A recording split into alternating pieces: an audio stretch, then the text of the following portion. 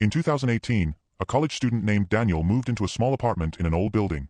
It was cheap, quiet, and close to campus. The landlord told him the previous tenant had moved out suddenly but didn't say much else. Daniel liked making short videos for fun, so he kept a small camera on a tripod in his room. One night, while editing footage, he noticed something strange.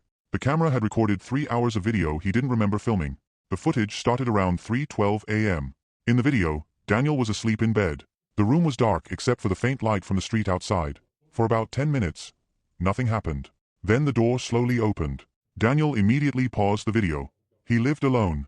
He always locked his door. He watched again. The door creaked open just a few inches.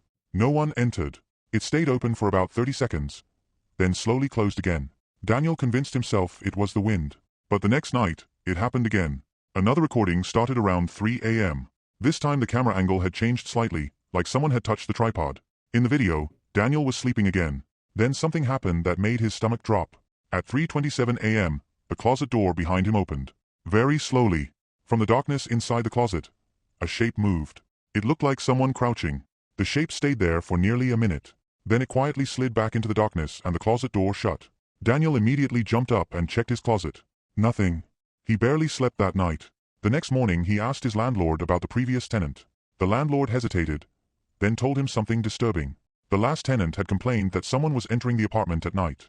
Maintenance checked the locks. The police were called, but they never found evidence of a break-in.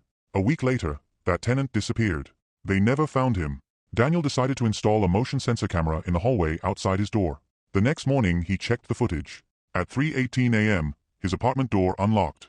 From the inside, the door slowly opened, and a thin man with pale skin stepped out of Daniel's apartment. The man looked directly into the camera, smiled, then walked down the hallway. The police searched Daniel's apartment. They eventually discovered something hidden behind the closet wall. A small crawl space between apartments. Inside were blankets, food wrappers, and photos of Daniel sleeping. The horror wasn't that the apartment was haunted.